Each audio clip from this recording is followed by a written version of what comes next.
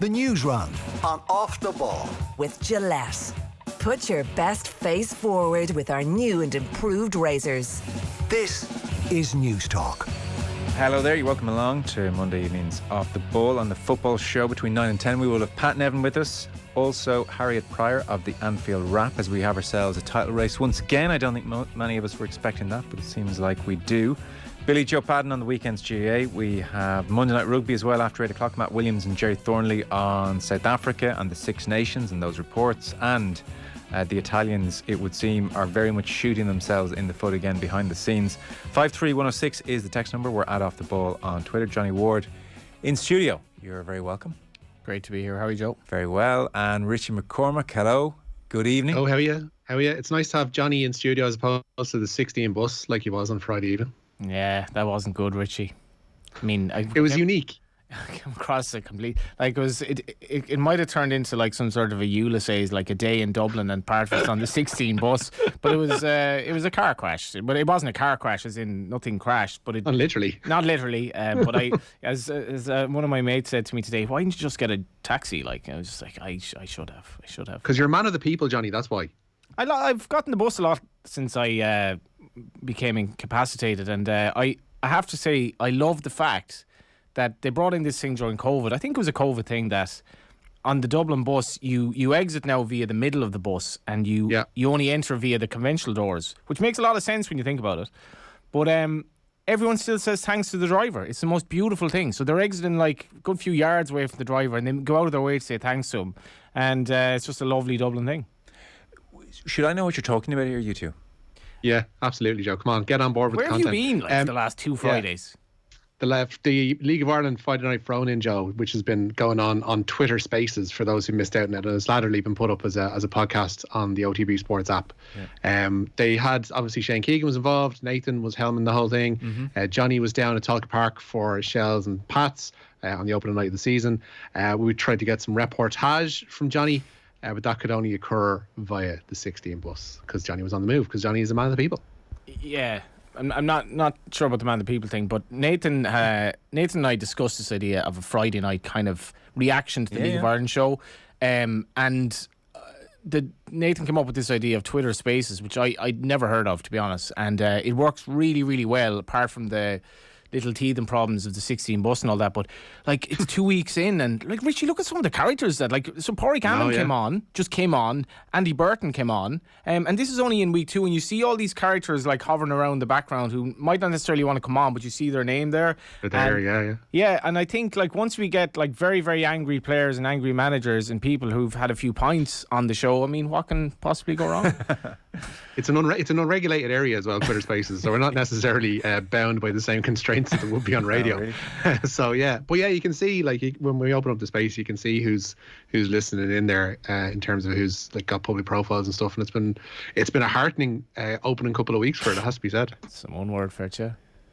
How was Duff on Friday night? It was just great. Like, it was, he's probably a bit pissed off with all the focus on him, but like, I wouldn't mind having all that focus on me, having played how many times I did for Ireland and won Champions Leagues and all that. So I'm sure a lot of it he appreciates that it's the norm, but it was just like, it was so perfect. It was a horribly cold night. It was like, I used to live opposite Talca Park in college when it was winter football, and nights like that were normal back then. But now if you go to a League of Ireland match, generally the weather is fine, and this was Baltic cold.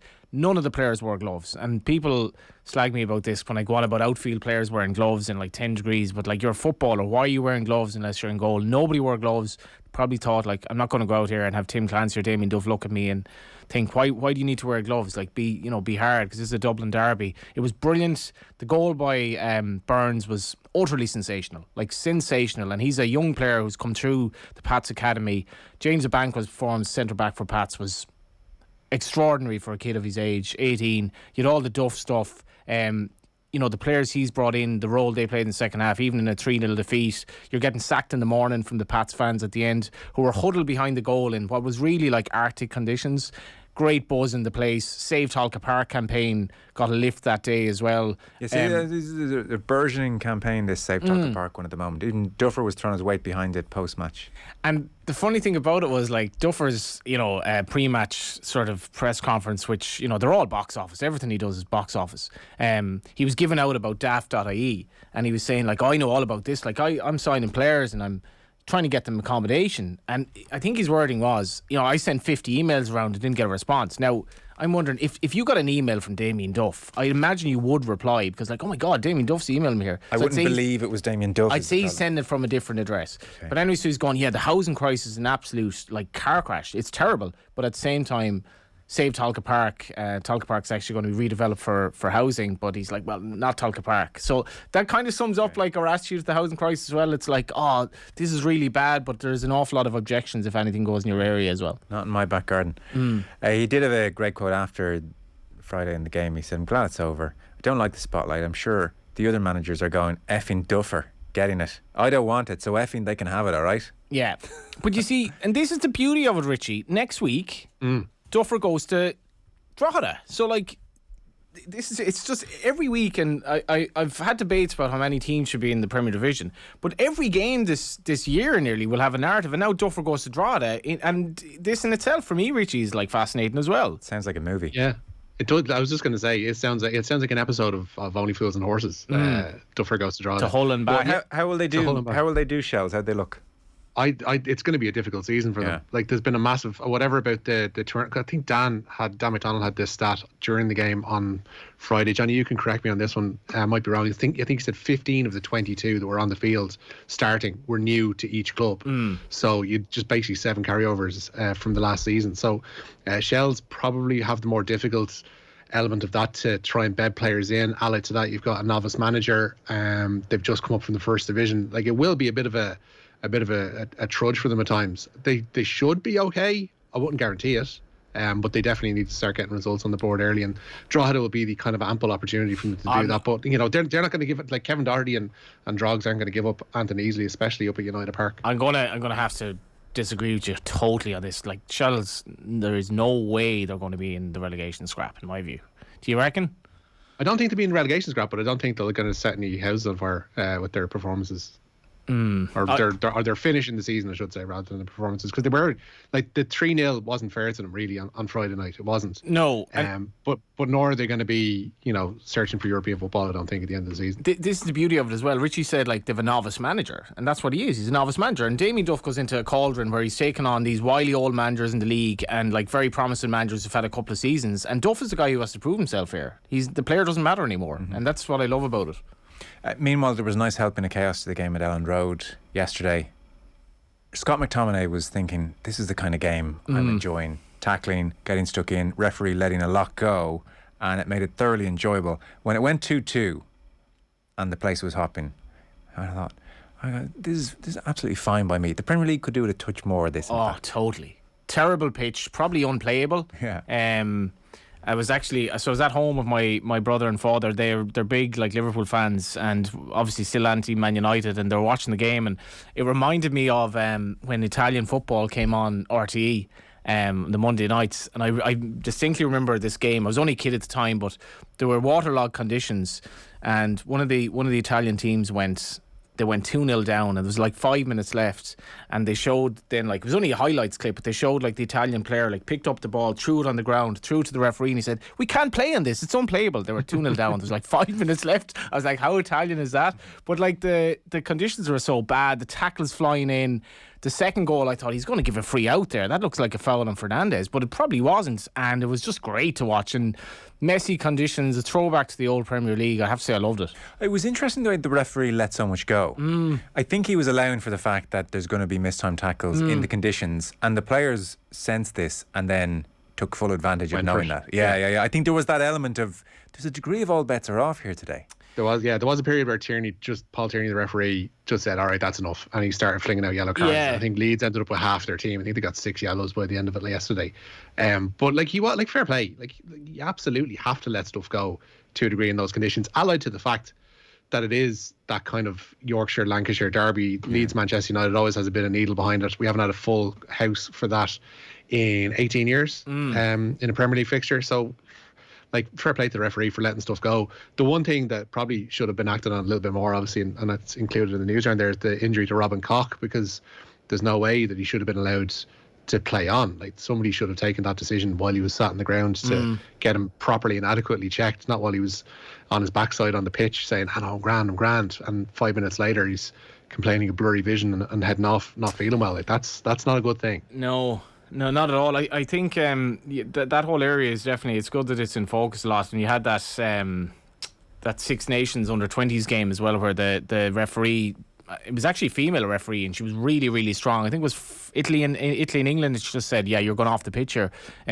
Just on the tackles and that, Richie, and letting stuff go. Like, there are a couple of referees in the League of Ireland. I hope they won't mind me saying this. Don't name names, Johnny. Rob Hennessy and Paul McLaughlin. I think their style in a game is to, if it's 50-50, let it go. Like, and I think in the modern game, yellow cards are given out far too easily. It's like if you make any late tackle at all, it's a yellow card. And I think that tackling aspect of the game, the speed of the game now, like if you make if you've obvious intent to get the ball, no malice in the tackle, and you're a little bit late, like, why does it need to be a yellow card? And I think that's yellow cards are just thrown around all the time now for everything. I agree with you completely. One of the reasons the Euros was so brilliant is that the players recognised very early on the referees were letting things go, and you had to earn a yellow card if you were getting a yellow. And the Premier League, to their credit, they do a lot of dumb things, but to their credit, they took that and they brought that into this season. I think it's one of the reasons this season has been just about the best Premier League season week to week in terms of the quality of games for flow and excitement that we've had in a very long time. Yeah, and like, tackling is part of the game. If you take that out and like,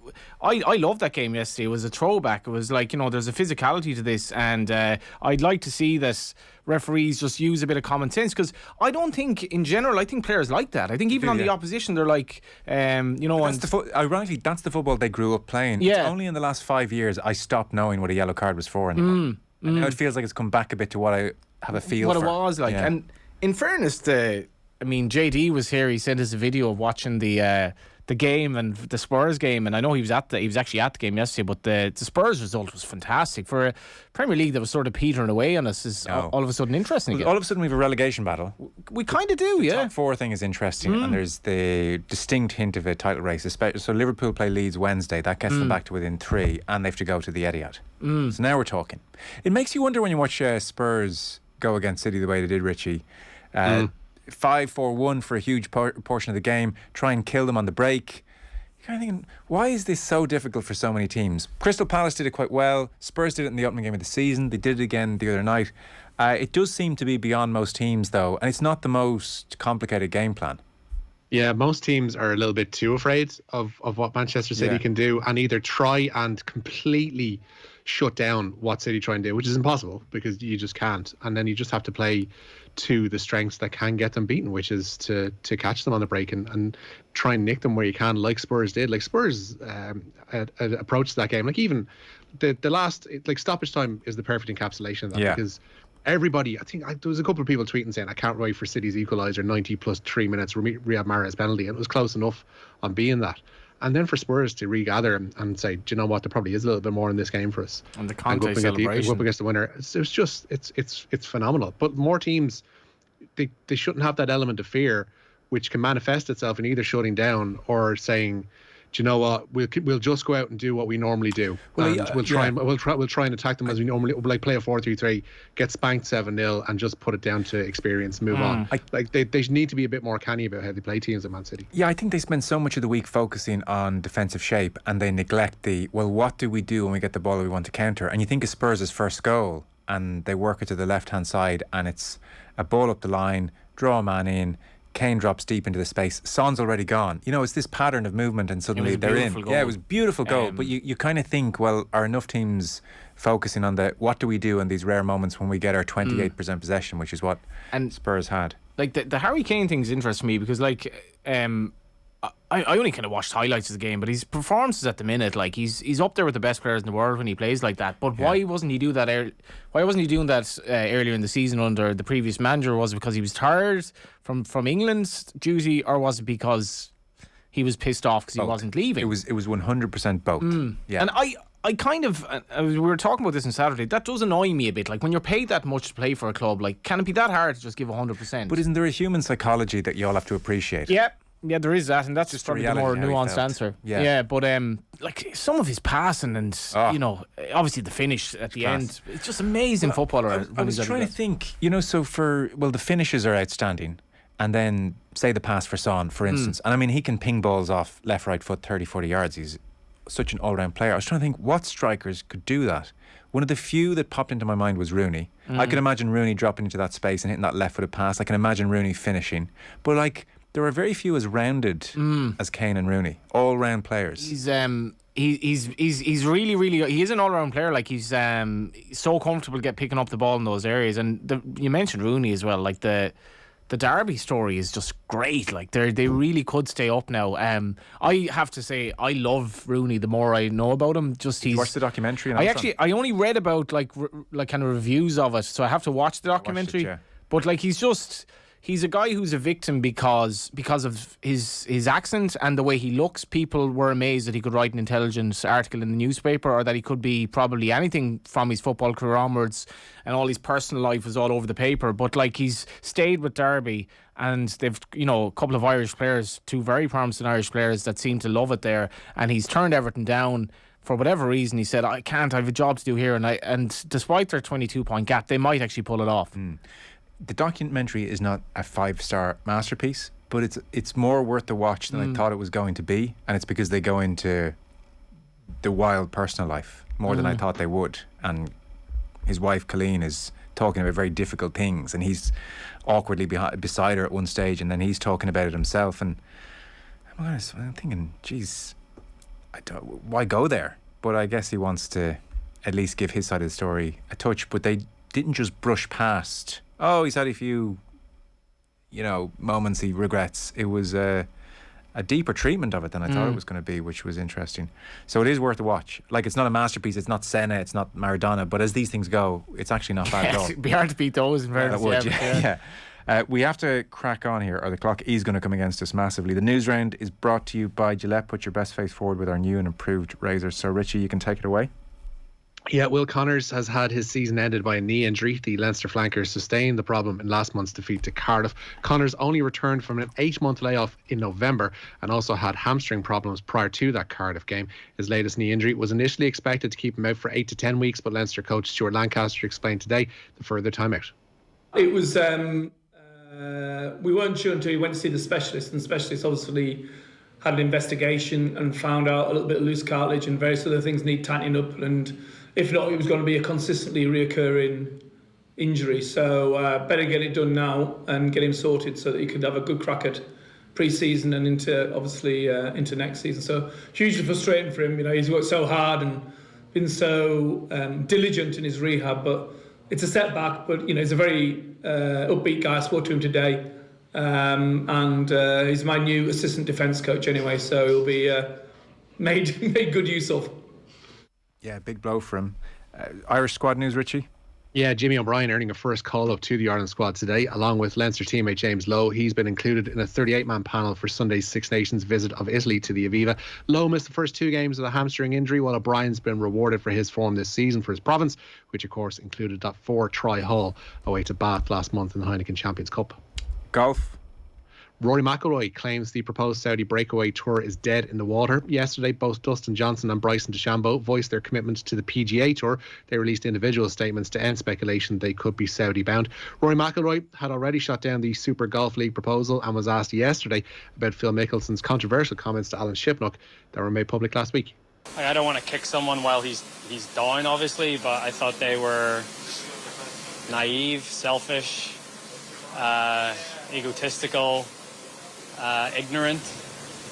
A lot of words to describe that interaction he had with Shipnuck. It was just very surprising and disappointing, sad.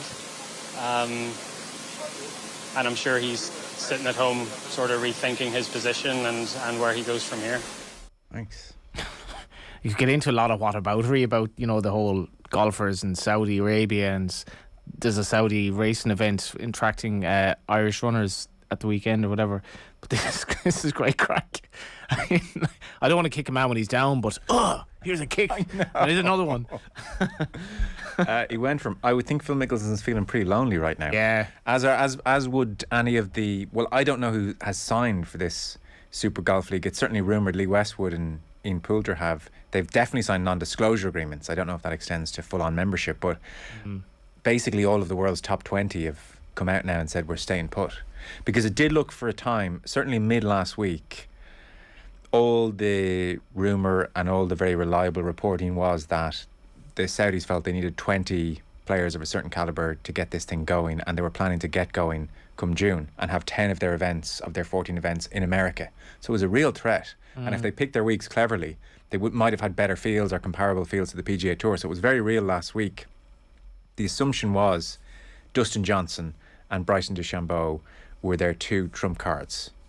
No pun intended. So they were the two. Of course, Mr. Trump and the Saudi leader were buds. Yeah.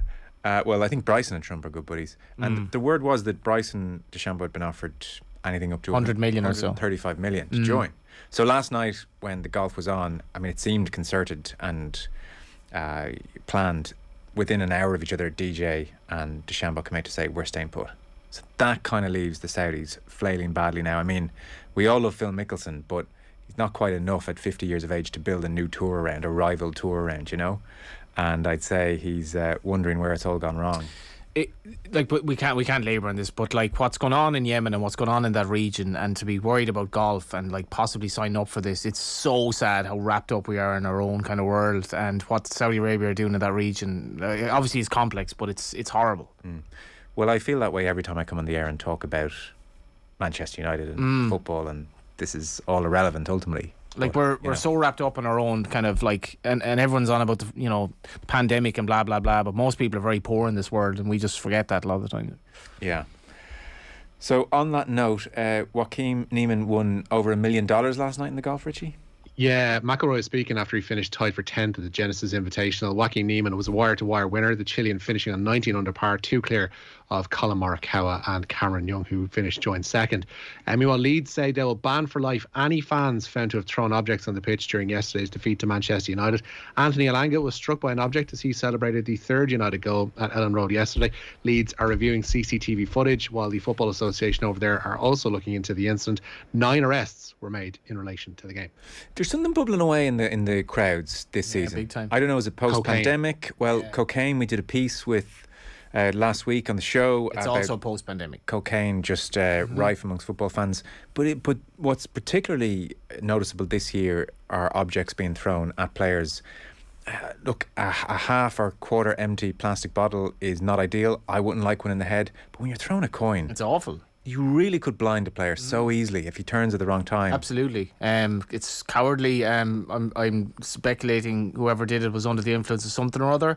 But like they do need to be like put in jail for stuff like this. It's basically like assaulting someone. It's horrifically cowardly, and it was horrible to see. And something's creeping into English. Yeah. It's English racing as well, as I said, Joe. Like there are issues with racing. Yeah, cocaine's becoming a serious issue at a lot of these events. Amongst the fans at the tracks. And fans would be a loose term. A lot of just go to the toilets at an English racecourse on Saturday now, and it's scarily apparent. It's post-pandemic, but it's worrying. Like British society's in a very troubled state in many respects. Okay, so the PFA comments, Richie, on the Robin Koch story. Yeah, they say concussion protocols in England are not working. Headway, the head injury charity, have also chimed in today, speaking following that decision to allow Leeds' Robin Koch to play on in yesterday's game at Ellen Road. The German player was later substituted after a blow to the head in a challenge with Scott McTominay. The FA have called for temporary concussion substitutes to be introduced. Football is so laughably behind on this, and it's not a complicated solution at all. It's very simple. The PFA have been calling for temporary substitutes for just over coming up on a year.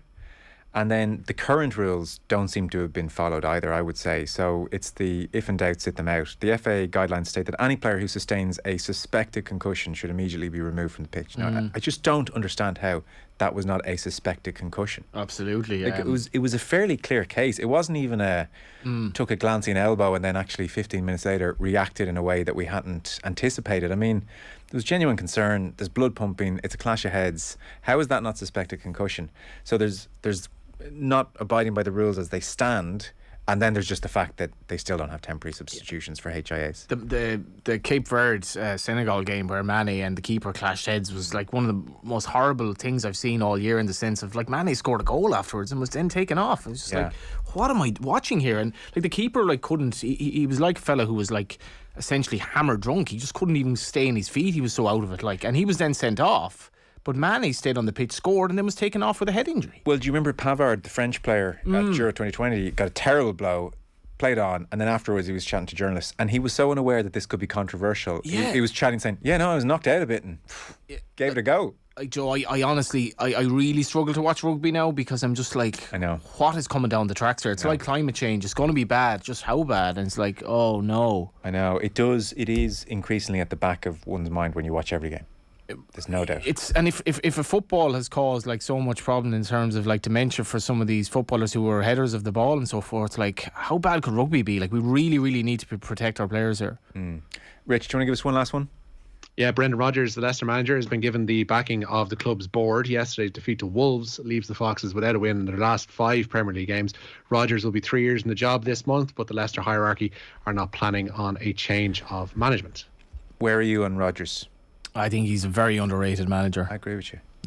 Think it's easy to take the piss out from some reason. Apart from Gerrard slipping, the football Liverpool played, and they were very unlucky. I think he was a bit naive in that game in terms of the way they played. They approached Chelsea a bit aggressively, but very unlucky not to win the league. And Liverpool were brilliant to watch then. He's done a very good job, Leicester.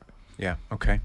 Fellas, we are out of time. I know your next story, Richie, was Lukaku touching the ball 7 times, which we'll get to at Patnam. Twice in the first half, and includes the tip-off. Tip-off, yeah, that was the first one. God bless. I'd throw getting your name right in the exam. I'd throw you on out there next. If you came in after 45 minutes with 2 touches, I'd be disappointed in you. Yeah, get about there. We could definitely talk about him for a while as well, because he's better than that. Well, we'll talk to Pat and Evan after 9 about all the weekend's football, including Lukaku. Johnny, thanks for coming in. Thanks, appreciate it. Richie McCormack, thank you. Mind yourselves.